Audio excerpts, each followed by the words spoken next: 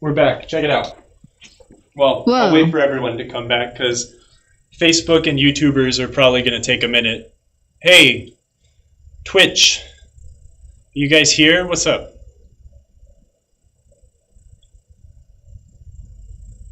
I'm still frozen. Hi, everybody. Oh, do you need another TeamViewer code, perhaps? Here. Hey, Yeah, everybody. probably. Hold on. I'm gonna fix Emoto now.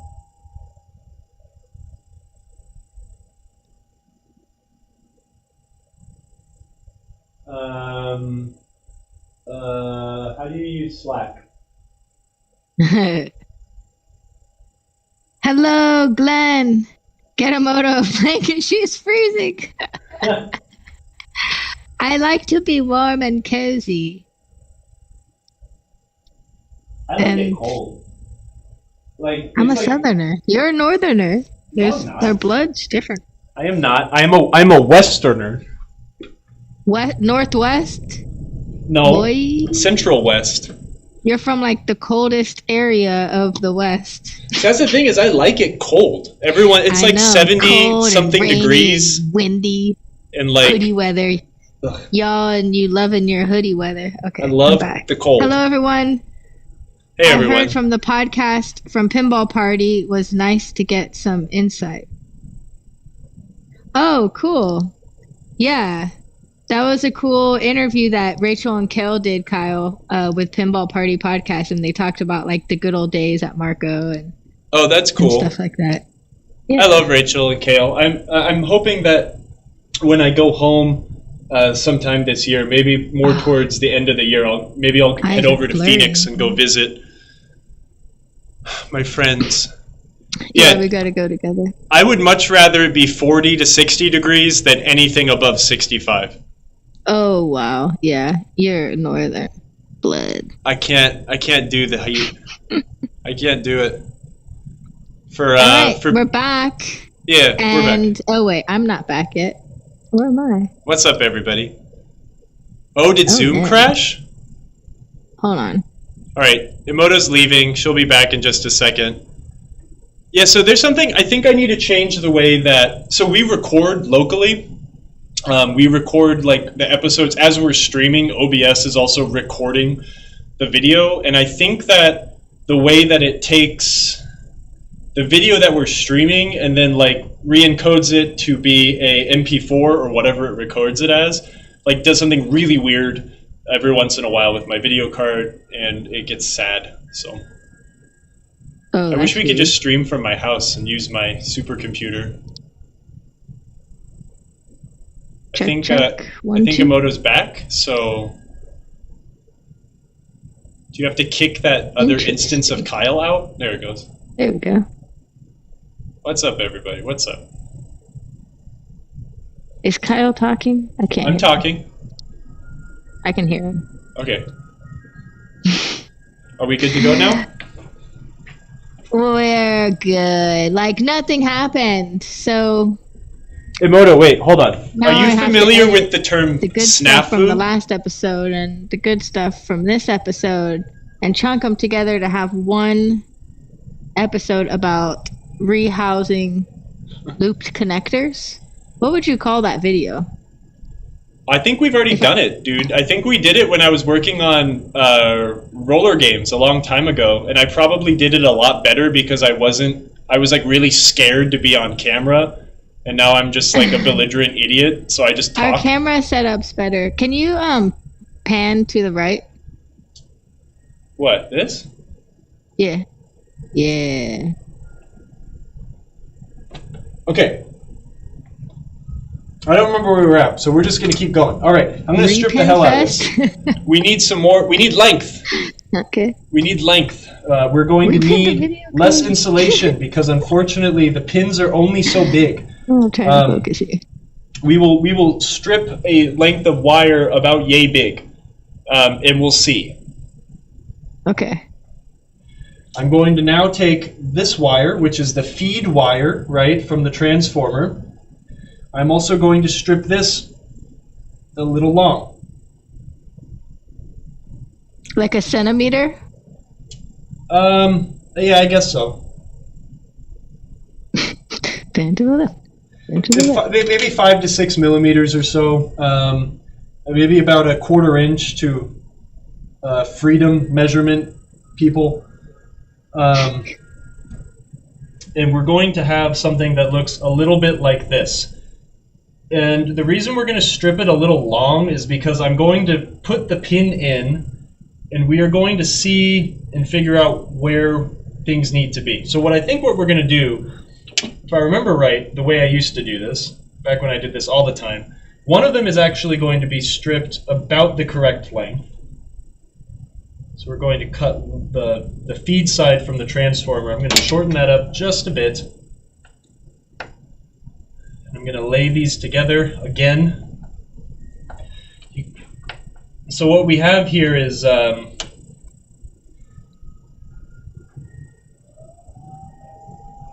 also want to see if I have any other pins. These are a little small for 18 gauge wire. Oh, thanks for gifting a sub, Molly. Hey, thank you. And thanks for the resub, Drogger. Oh, that was your happy Marco day. I'm so looking at it. And thanks for the follow, Patriot Pinball, and everyone from Germany that came over here from Blue Split. Let me go see if I can find one of my tubs of parts. I think I have some different pins. Give me a sec. If I can't find them, I'm just going to have to... Terrible streamers. I know. Hey, watch this. Oh, that's not what I want to do. Watch this.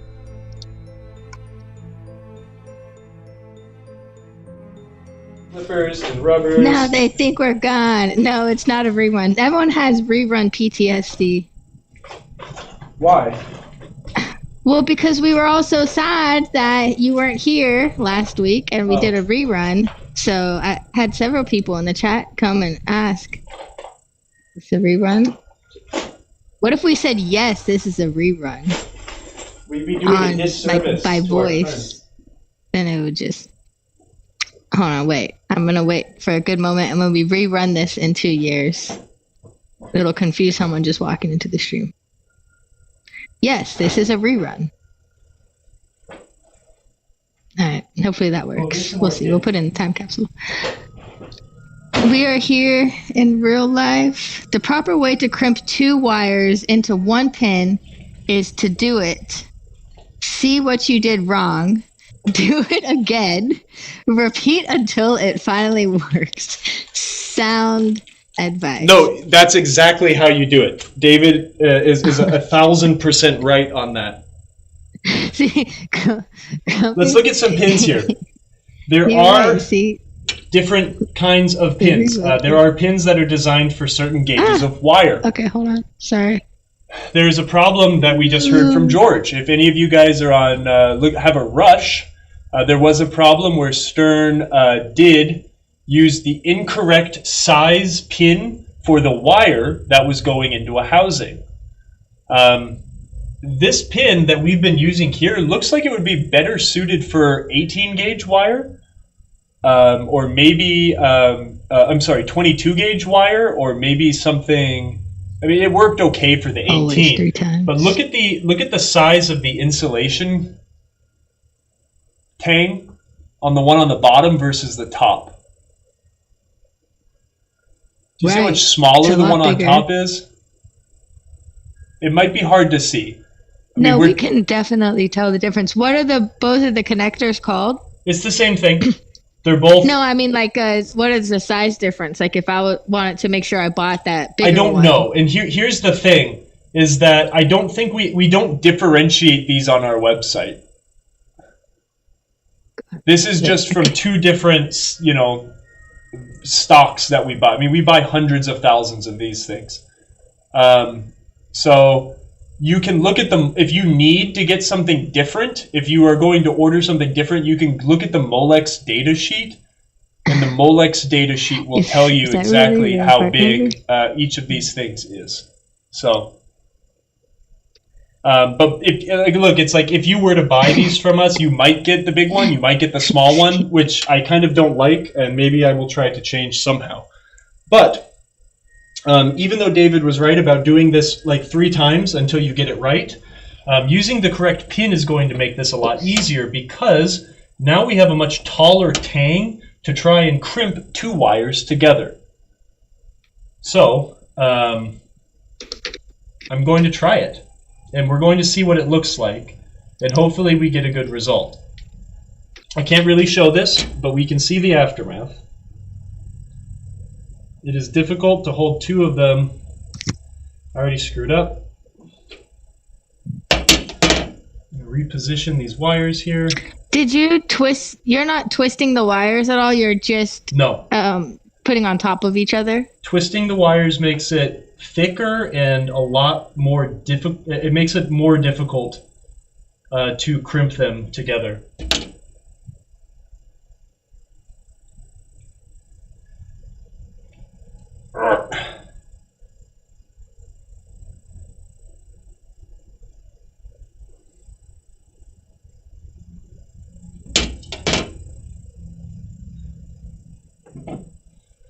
That'll do. Hey, not bad. That'll do. It's not right. That looks beautiful. But it will do. Why is it not right? Oh, because it's not a loop. No, it's just that you're not supposed to crimp only wire. It doesn't have the strain relief it needs, but this will work. We just need to make sure that you remember, like, we know as pinball owners, as pinball repair people, we don't pull on the harness to unplug things. We grab the plug and rock it out. If you were to yank on this, on the wires, like, you do have a high chance of breaking it, but this is okay. Looks cool. Yeah. So now we can go like this. And then use where do you plug in the connector, to 8 or 9? It doesn't matter. They all go to the same place. So now we've got something that works.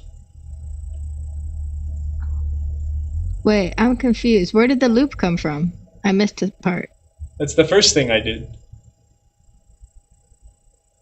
Let's do it again. Let's do it again. Okay, check it out. We've got this loop here. I'm going to pull one side out of the IDC connector like that. I'm going to cut this side out of the IDC connector. I'm going to get my handy dandy wire stripper.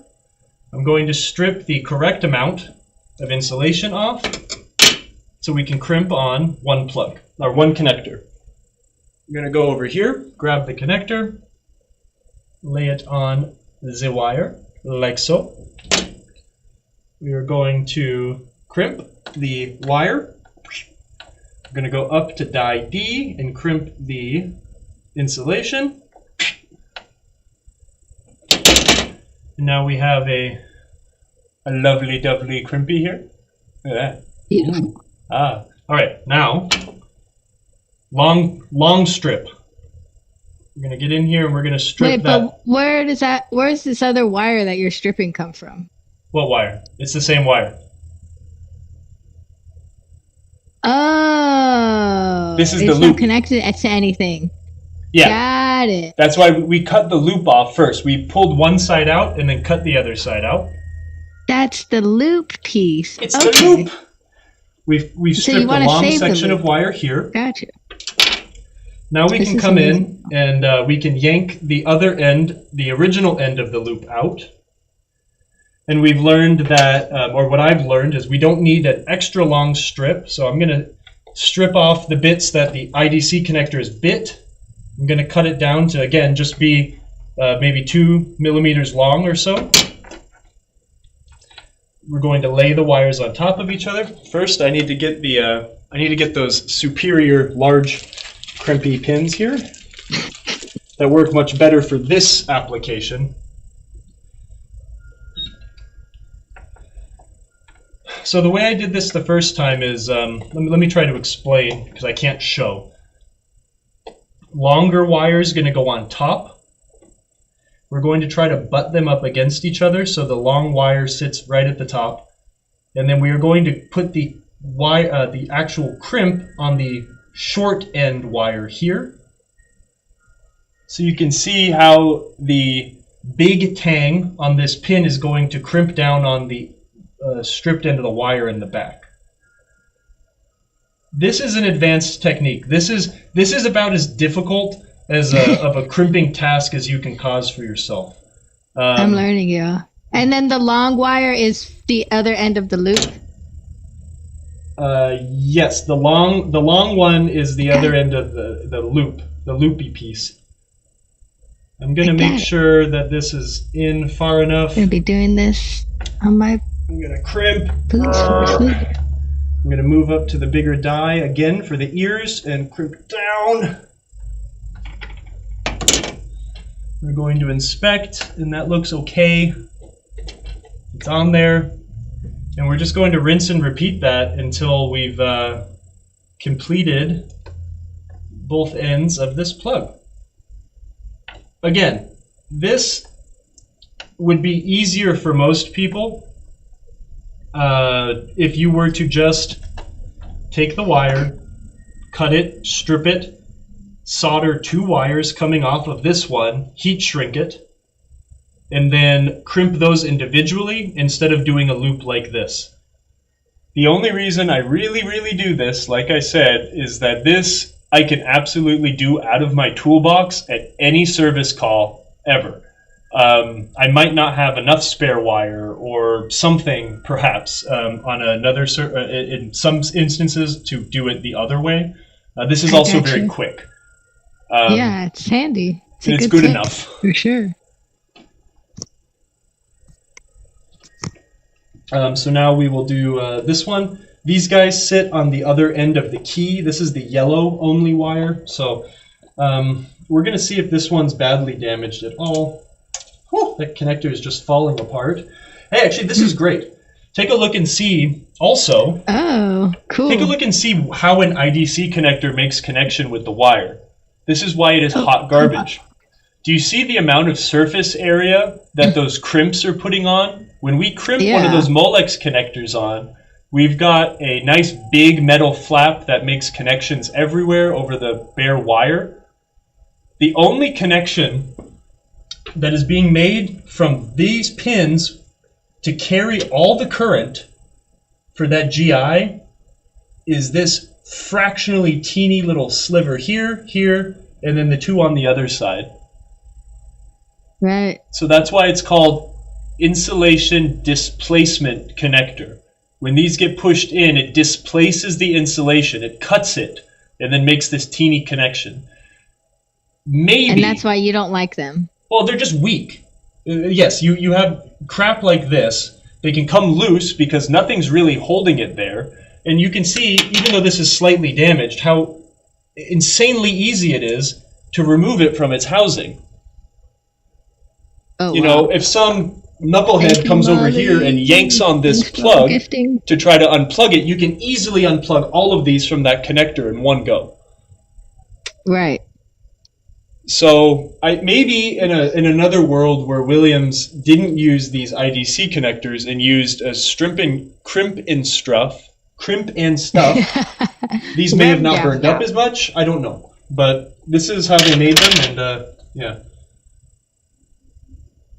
That was an awesome explanation. Thank you for that. Yeah. We finally got to see it in action, and you can see why I hate them.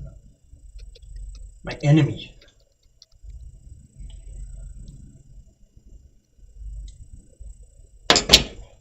I'm gonna create another loopity-loop here. And then the wire was so damaged and goofed off that we're gonna need to get creative and maybe bust out everyone's favorite spool of pink wire that we use for patching all the time. Ooh. Yeah. Oh yeah, wait. Pink is my favorite color, so I like to use pink wire.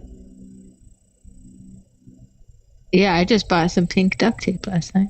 Oh yeah. It's on sale. It's good stuff.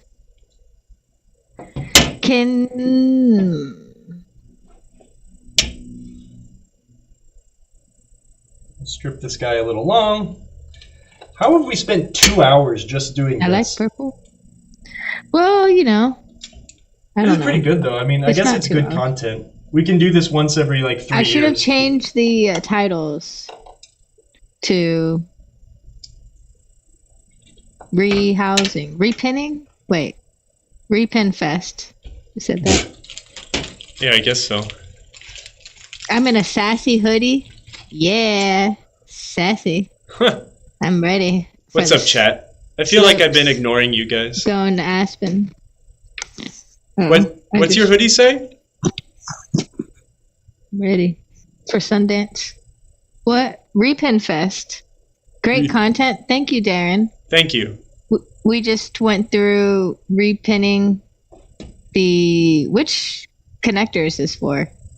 This is AC input from the transformer for the general illumination circuits. AC input, I think, is how they refer to it in the manual, but it's just, again, it's 6.6 volts straight off the transformer, which is AC. Into the board, gets popped out as GI, which is 6.6 volts. Digirati wanted to know which model crimper you're using. I don't know. It's old. It's unbranded because the brand has fallen off over the many years. This is a standard crimper. It's like a it looks wall like drum. the one we have on our site. Yeah, I think we sell this one. Yeah, wall drum. Yeah. This one.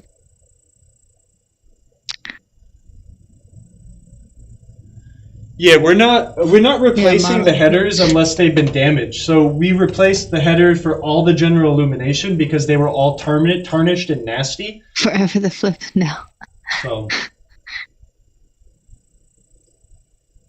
Oh. Kyle, what do you hate more?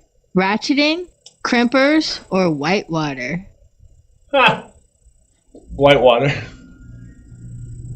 Dwayne, please do not buy Kyle a ratcheting tool because I believe he was already gifted one. Yes, no. By Mr. Baxter, and he still doesn't use it. No, I do use it. I do use it. This guy gifts. I do use it. There is just there is a lot of muscle memory involved in doing this, and I can do this a lot easier than trying to use the ratcheting crimper, which I do use. This makes it very fast. You can crimp it down just enough to hold the pin, and then go, and then it crimps, and then it lets go. So you can actually hold the pin inside the jaw, insert the wire, and then crimp. And it crimps both sides at the same time. It has a 2-stage die, so it crimps the big ears and the wire section at the same time. It's awesome. But I am old. No, I'm not. I'm not that old, but I am stuck in my ways. And I am so used to using these that there's a lot of muscle memory and a lot less guessing. So that is why I use Old Reliable here. But so old school. I do use the ratcheting crimpers. I knew someone was going to call me out on that. But also, you don't need to buy me any gifts. You guys are a gift. I'm going to go cut some wire. I'll be right back.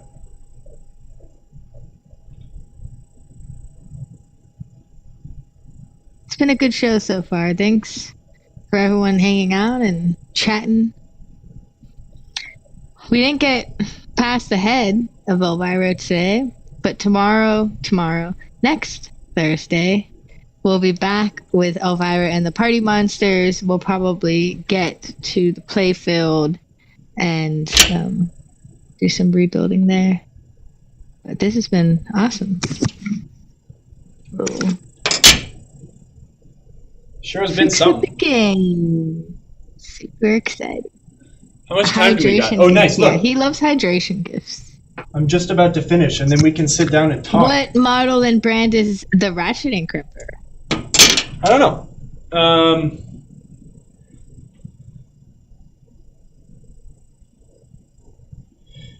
I don't know. It doesn't say. But it is a model SN28B.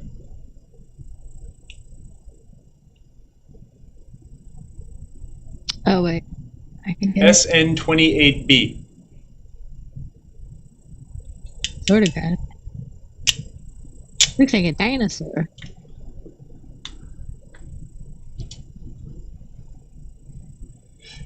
How many of the connectors do you typically repin? All IDC or just the GI and lamp circuits? Just ones that need it. don't create more work for yourself. If you go through, people do this, and I don't understand why, but people will go through and repin every connector, whether they know it needs it or not, and that just opens you up to making more problems for yourself, if that makes sense. If it's not broken, you don't need to fix it. So, unless it's actually a problem or causing an issue, I won't touch it. Christopher, can you rephrase your question? He said, show me a picture of the glass is on micro switch. I cannot find the bracket. Yeah, I'm not sure. Yeah. What do you need to see? I'm happy to show you anything, mate. Absolutely. Oh, thanks, Dejarati. I like those ratcheting crimpers, though. They are handy. Crimping these little terminals is definitely like a three-handed job. Unfortunately, we're cursed with only two, so that it really does make it useful, or it is a useful third hand, if that makes sense. Get it. Sweet.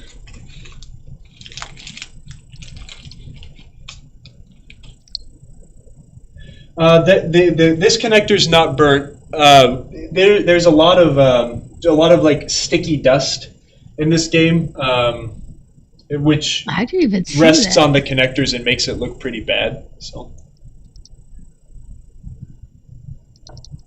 good eye though. Yeah, good eye. But there are no other connectors that become burnt on these games because not many of them are carrying a high amount of current. You will have connectors that burn because things go like terribly wrong. 13. But the only ones that generally need to be replaced are the general illumination connectors.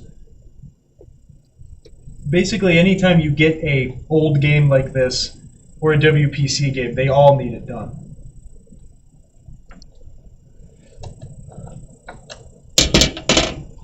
All right. Whoa.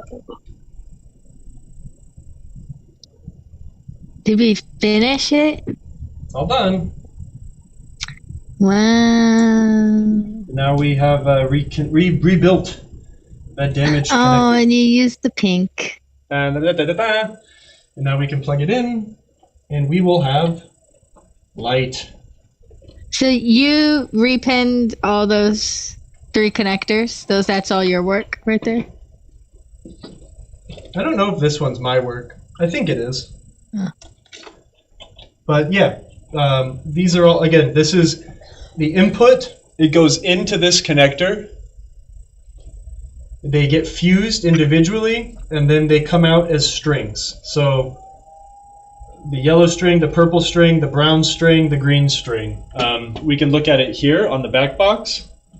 Here's some... There's some green string GI action right here. Generally, there's two on the insert, 2 on the playfield. So we've got green string action. What else do we have? Where's the other GI string? It has to be here somewhere. Or is it? Green. Is this still green? We can follow. Wow, is it all one on the insert? No. You did it. It might all be green.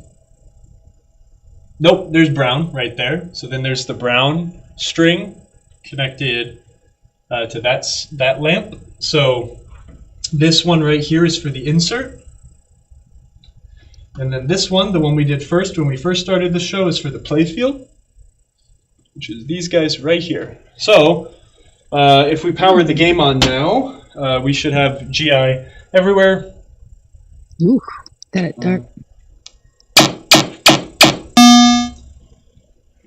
So we've got both strings of lights working on the insert here.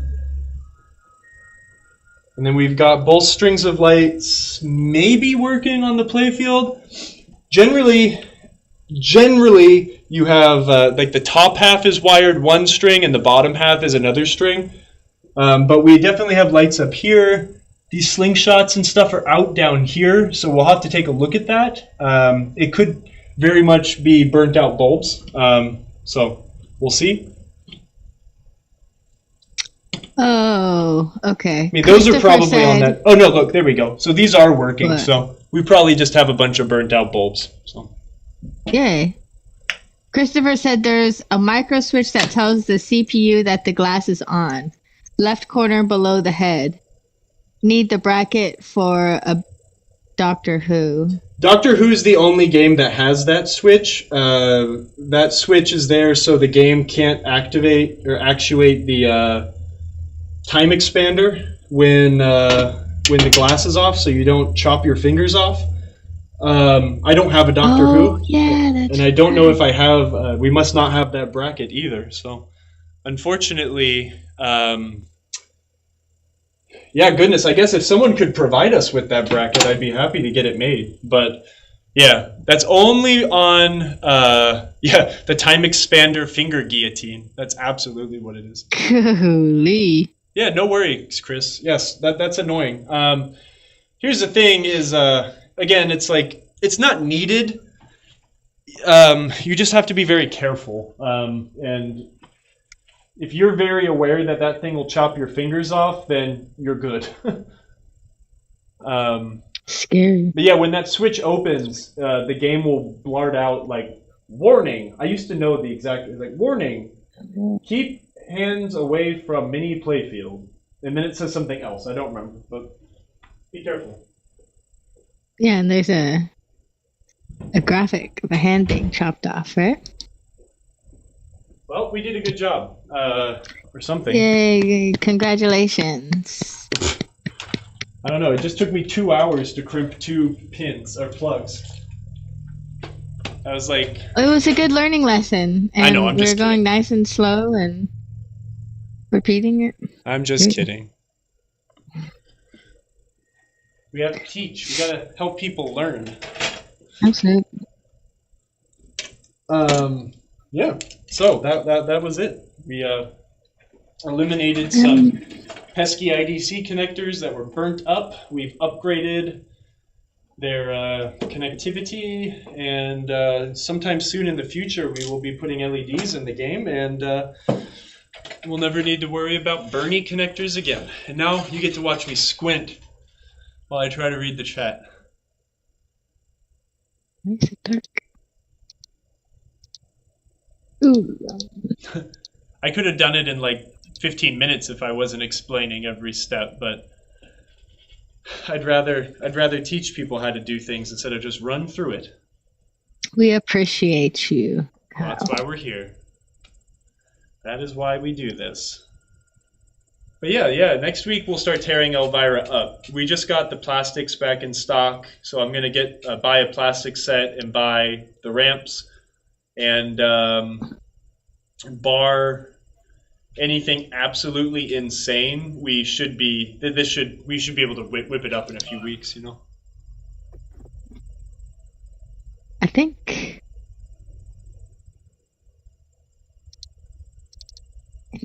People love to try to talk to me when I'm working on a game. I can now point to them to this episode to show them how talking makes a 5-minute job take 2 hours. Yep. Absolutely. You are totally Nice. right, David, and thank you. Please force people my way. Here, I'm going to move up more so I can read the chat. I am so blind. I'm going to make an appointment at the optometrist for next week.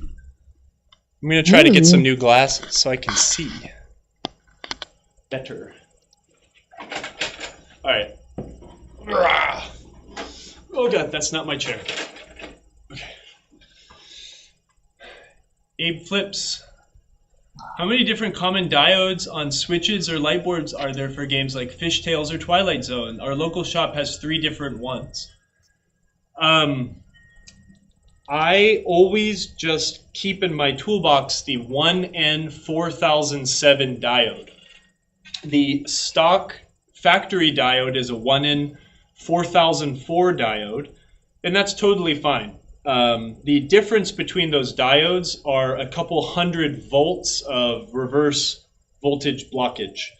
There are some circuits on power supplies and on some other boards in the pinball game that require a 4007 with that higher voltage rating. And there is zero harm in using the higher voltage rated diode on any switch or lamp socket. So I just carry those around.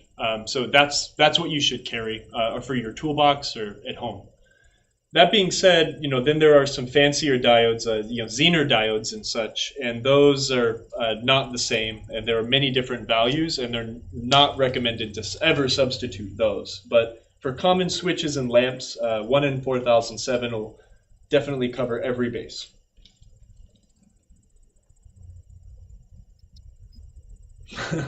Are you fixing something? No, I'm just turning screwdrivers for fun. I think this weekend we're going to work on my Deadpool at home. My wife is very obsessed with Deadpool. Every time I come home, she has the game on and has been playing it at some point. So has she? Oh, that's awesome. Yeah, we'll rebuild the flippers, I think, and just give it a good cleaning and give it the tightening and stuff. The stuff we found from when we did the stream from my house, and nice. I'll make Eska rebuild the flippers and see if she can do it.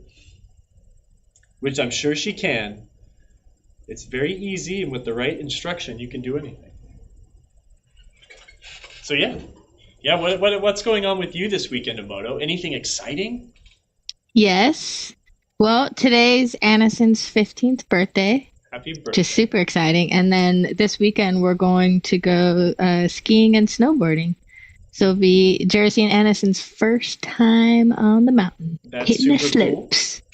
You told me that they want to ski, and you guys are snowboarders, so... Right? Yeah. Jersey might ski. I think someone told them that snowboarding is harder than skiing, so... Tell them that skiing is cooler than snowboard. Actually, no. Aniston, Jersey, skiing is way cooler than snowboarding, so you guys should ski. Thanks. And they're gonna be like, yeah, see, Kyle said so. It's mostly because when I was a kid, I couldn't get snowboard boots in my size, but they had ski boots in my size, so I know how to ski and not snowboard. This is the time for questions. You picked up a no fear, having issue with the right flipper end of stroke error. The flipper works fine, and the end of stroke switch seems to work when I use a multimeter in diode mode, but the game says it has an error. Any thoughts? Yes. No Fear is a game that doesn't require an end of stroke switch to work. The end of stroke switch is there to tell the game if the flipper were to ever open erroneously when you're holding the flippers up. If the game can't see the end of stroke switch closing, you need to make sure that there's not a wire broken off the switch. That's very, very common. It happens all the time. Those switches are in the matrix. So if you were to look for the end of stroke switches on them, I think they're on the matrix. Dang, it's been so long since I've worked on a WPC game. Make sure that if it is in the matrix, make sure any wires, any switches above the end of stroke switch do not have broken wires. I'm thinking, if I remember right now, the end of stroke switches are not on they're on like the dedicated switch matrix, which might be different. Start there. But yeah, the game hasn't seen that switch close. So what you could do, another thing you could try is if the wires are very clearly attached to the end of the switch, get a screwdriver or get a pair of pliers, put the game in switch test, and just short those wires together, right? Bridge them at the back of the switch. And if the game says, hey, I can see the switch, well, maybe the switch isn't closing all the way. Maybe there's a little bit of dirtiness on the contacts. There's a few things there. Give it a shot. Nice. Report back next week and let us know. Yeah. The 1N4004 diode is a 400 volt reverse current, and the 1N4007 is 1,000 volt backwards. So yes, thank you. That's good information there. Oh, this one? All right, so Mr. Noobtastic says, I have a flash. The issue where both flippers are pressed at the same time, it resets to attract mode. Oh. Looking at the power board, it looks to have been redone. It has a bigger capacitor filter and all the headers and solder reapplied. I'm going to replace the large diodes by the cap filter as they seem old, but not sure if there's something I'm missing. Have you come into this mode. So is the before? game like totally rebooting? That's what it sounds like.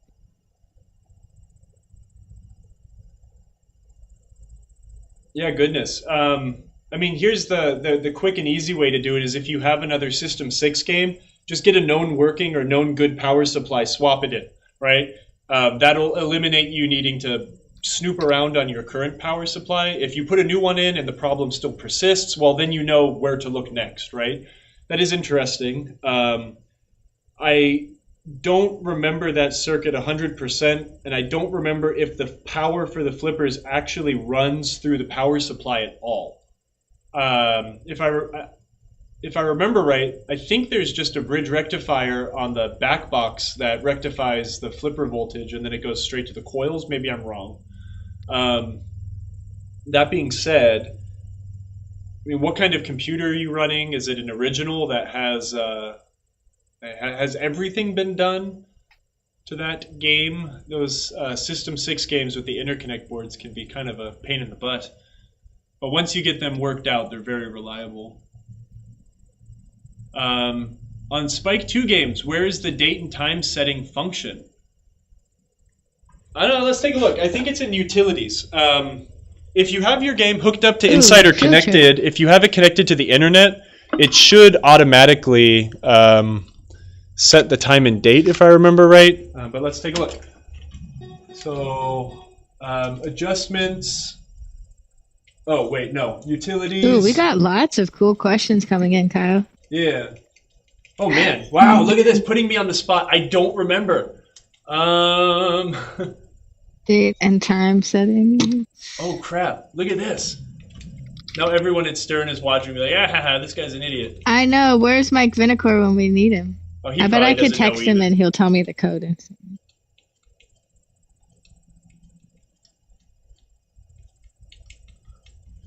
Wow. I don't remember. This is a great question because I know exactly where it is in the WPC games. And I only know that because in the WPC games, the game yells at you if you don't set the time and date.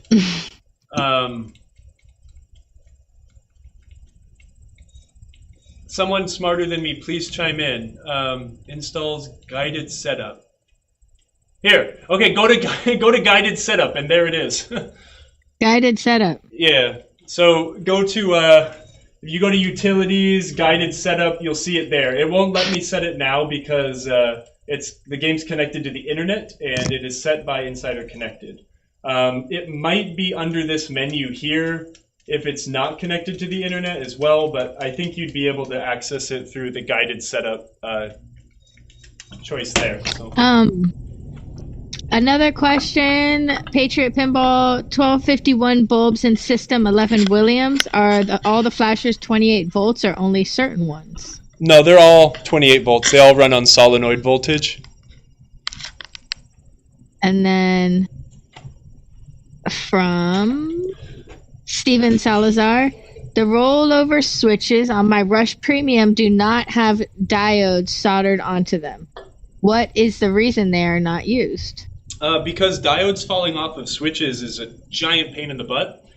And Stern has simplified that system where all the diodes are now on the node boards, so you don't have to worry about that. If you ever need to replace the switch, it's a simple solder job. And those are the things that Stern has been doing to just make ease of maintenance a lot simpler on pinball games. So, great answer, Kyle. From Darren, my Harlem has multiple switches staying open, constantly scoring from left player stand-ups. On that same column, one spinner not registering and right out hole, new coil not firing. There's a lot of questions there. I'm going to answer one that I know that you should look into first. On the old Bally games, there is a very small capacitor that is wired in between the row and the column wires. Those capacitors are there to keep the pulse of the switch closure visible long enough for the computer if the ball comes and strikes it very quickly. What happens after, again, 30-something, 40 years, a lot of those capacitors will end up shorting, and when they short, it's a dead short, which then the computer will read as a switch closure all the time. If those stand-up switches still have those capacitors on them, it's a capacitor, not a diode. First, make sure you know the difference there visually. Snip the capacitor off and see if the switch now reads correctly. When you put a Bally game into switch test, you'll notice that all of the switches are numbered. The game in the credit match window will show the highest numbered open switch at that time. So let's say in your game you have switches 5, 10, and 20 stuck closed. If you put it in switch test, it will just show 20, 20, 20, 20 until it sees 20 being closed or open. So if that had a shorted capacitor, an example, and you cut the capacitor off, then it would start blinking 10, 10, 10. It will always show the highest numbered switch over everything else. That's one thing to check. The connectors on those things are the small little .100s. The pins will become fatigued and they can't break. Generally, though, if it was a broken pin on one of those connectors, you wouldn't have any switch closure because it wouldn't make contact with the computer. But I would check those first, and also, I'm sure you've done the basic of making sure the switches aren't like actually stuck shut or anything like that. So take a look there. On the same column, one spinner is not registering, and right out hole, new coil not firing. Well, those things are separate. Testing coils, take a look at PinWiki. There is a good rundown on how to do that. It's quite simple. I wouldn't know where we've done that on our show. I'm sure we did it on a Strikes and Spares episode at some point. But yes, sorry, I hope that's a useful answer for you there, Darren. Yeah, good luck. Oh, yeah, switch me to com. So the fellow with the flash just responded. The main driver MPU is a Rotten Dog combo board. Oh. Yeah, you're right. It could be a problem with the power board. Maybe hitting both flippers is causing the 12 volts to go low, which causes a reset. Again, if you're lucky enough to have a friend nearby that has another pinball game, or you have 2 System 6 games, just yank the power supply out of another one, throw it in the flash that's resetting, and see if that fixes the problem. Then you know where to look. But I would suspect that you're probably on the right path, but it'll help you narrow it down if you can eliminate other things. So. That was good. Digerati, I had a pin that was resetting to attract mode when being played. We swore it was a solenoid related, but it turned out to be a slam switch that was just barely touching. Turns out hitting the side of the machine would reset it as well. That's actually a really good point. On those really old Williams games, there was 3 slam switches, or 4, technically. I think there's 1 slam switch on the coin door. There's 1 slam switch on the bottom of the cabinet, the roll tilt, and then I think on some of those games there is a slam tilt switch on the playfield. Look at those slam tilt switches. When you slam tilt a game, it acts like a reset. It just immediately kills the game. A standard tilt will end your ball in play or your game, depending on the game, but a slam tilt, those are there to prevent violent actions being done to the game, and it will reset the game, cancel your game, ball, etc. Make sure it is not a slam tilt switch. That is a very good point. Thank you for bringing that up. And then Darren, so the coil and the switch being on the same matrix, they could be related on the same column. That could be related. but use the built-in diagnostics of the game to let you know. If the game can call up the coil to be fired using the in-game diagnostic by putting it in switch test, then the coil and the driver are just fine, and that will help you eliminate problems. If you look and see, okay, coil 1 isn't firing in switch test, it's not firing in game, well then you know maybe you have a connector problem, a blown transistor, or something related. So, Dwayne the bathtub. I have too many pinball machines already, but I still want more. Advice? Well, you're already off the deep end. I think the only way to make that better is get rid of furniture. Getting rid of other things that aren't pinball is a good way to make more room for pinball. It also maybe frees up some money, which allows you to also buy more. I also have too many games, and I don't want any more, but I really, really want more.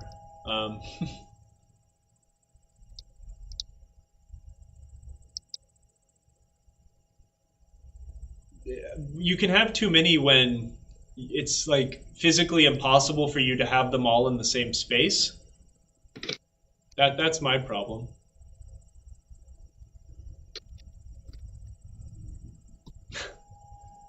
Ron Paul, he's correct.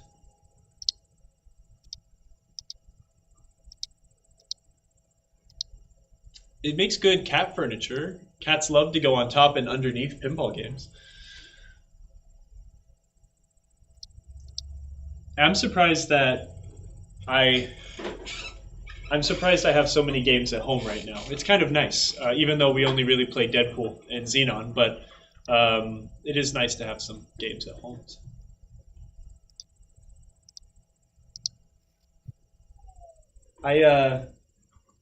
I think that the constant desire for pinball is difficult, but it is a healthy obsession until it becomes unhealthy.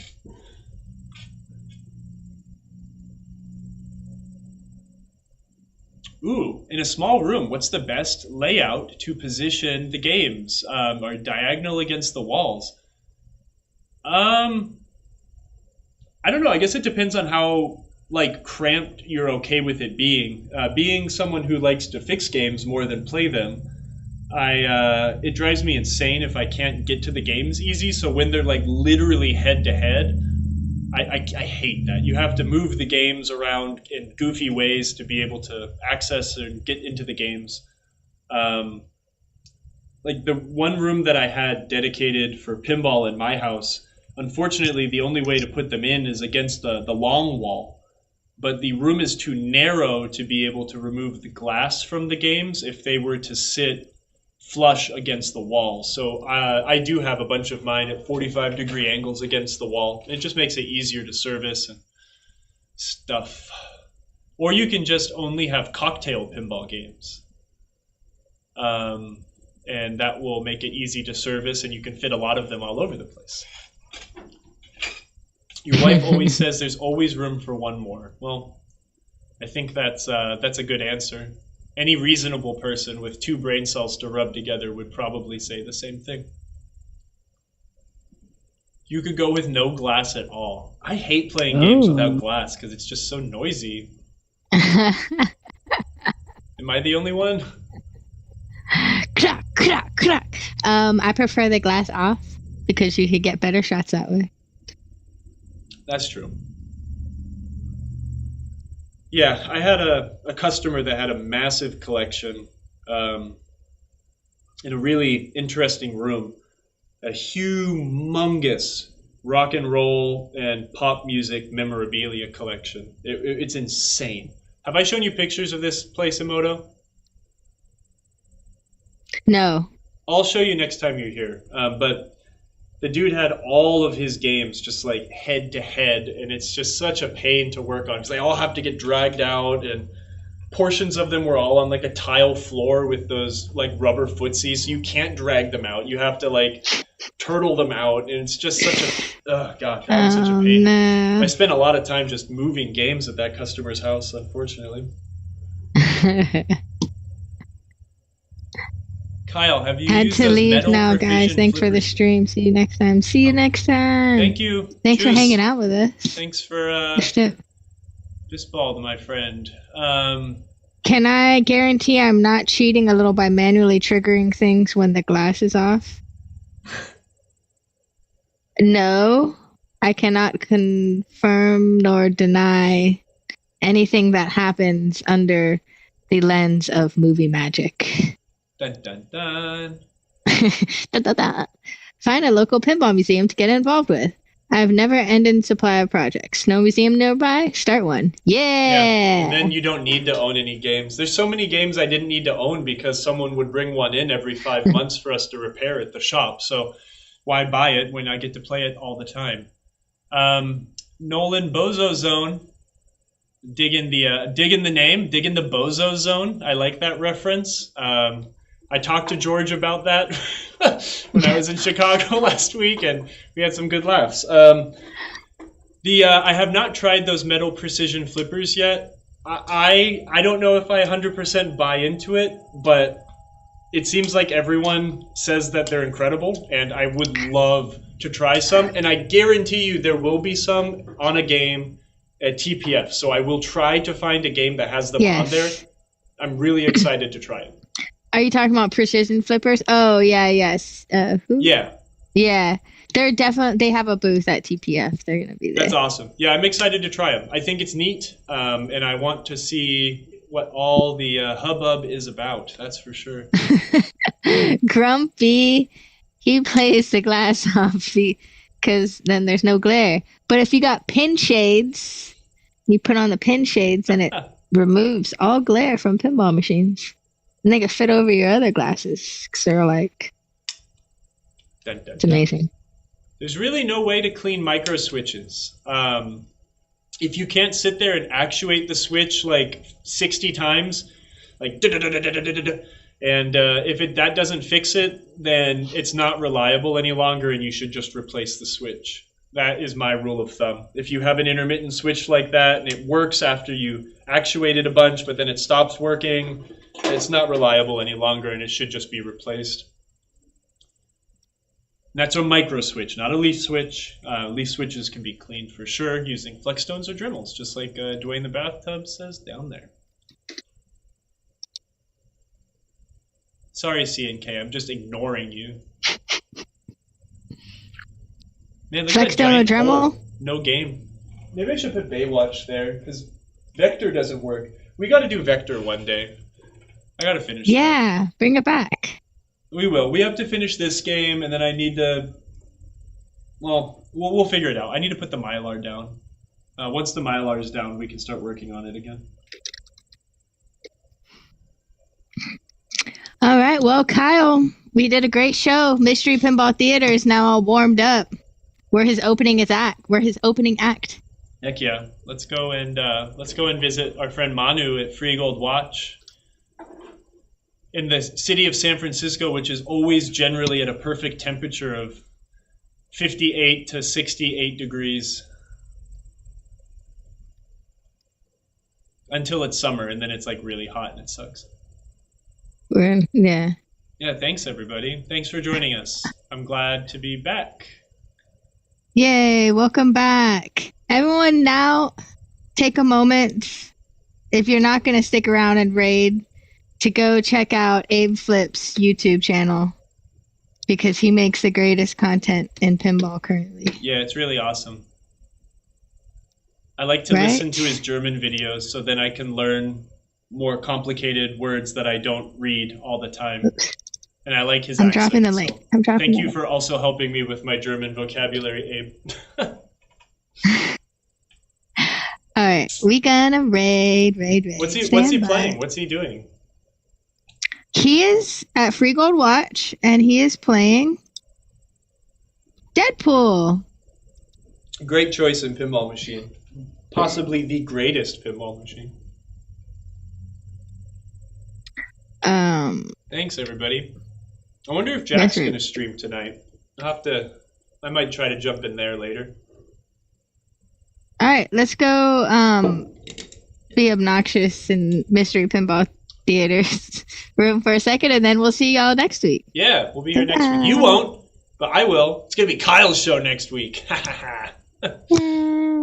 We're trading places. What can I say? See you later, guys. Thank you for joining, and happy flipping. Happy flipping. Happy flipping. Goodbye.